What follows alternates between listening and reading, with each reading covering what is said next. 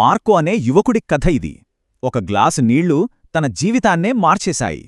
గడిచిపోయిన గతాన్ని తలుచుకుంటూ ఉందా, లేదంటే భవిష్యత్తు గురించి భయపడుతోందా?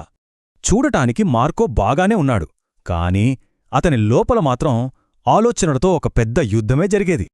ఒకవైపు గతం చేసిన తప్పులు, మరోవైపు భవిష్యత్తు గురించిన భయాలు రెండూ అతన్ని కట్టిపడేశాయి. సరైన నిద్రలేదు, ఆకలి లేదు.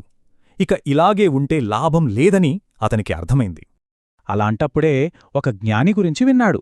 అదే ఆశతో ఆయన్న కలవడానికి బయలుదేరాడు మార్కో. తన మనసులో ఉన్న బాధనంతా ఆ పెద్దాయన ముందు పెట్టాడు. శాంతికి దారి చూపుమని వేడుకున్నాడు. కాని ఆ జ్ఞాని సలహా ఇవ్వలేదు. బదులుగా ఒక గ్లాసు నిండా అంచువరకు నీళ్లు పోశారు. ఆయన చెప్పింది ఒక్కటే, ఈ గ్లాసు నుండి ఒక్క చుక్క నీరు కూడా కింద పడకూడదు. సరే అని బయల్దేరాడు మార్కో. ఆ ఊరేమో జనము అరుపులు, గందరగోళంతో నిండి ఉంది. వీధుల్లో పోట్లాటలు, వ్యాపారుల అరుపులు, పిల్లల కేకలు, ఒకటే హడావిడి.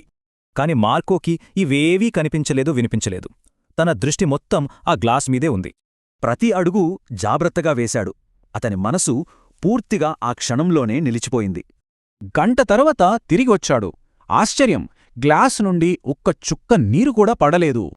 అప్పుడు ఆ జ్ఞాని నవ్వి అడిగారు, సరే చెప్పు, ఊరిలో ఏం చూశావు, ఏం విన్నావు?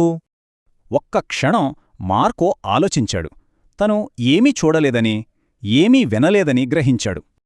అప్పుడు చెప్పాడు, గంటసేపు నా మనసు ఎంతో ప్రశాంతంగా ఉంది, చాలా తేలికగా అనిపించింది. అదే శాంతి అంటే, అన్నాడు ఆ జ్ఞాని. సమస్యలు లేకపోవడం కాదు, మనసు ఈ క్షణంలో ఉండటమే శాంతి. చూసావా, ఆ గ్లాసు నీళ్లు నీ మనసుని గతం, భవిష్యత్తు నుండి వర్తమానంలోకి లాక్కొచ్చాయి. ఆ రోజు నుండి మార్కో మారిపోయాడు. గతం, భవిష్యత్తు ఉన్నా అవి తనని నియంత్రించలేకపోయాయి. ఎందుకంటే జీవితంలో అతిపెద్ద రహస్యం అతనికి తెలిసింది. జీవితం ఉండేది ఈ ఒక్క క్షణంలోనే.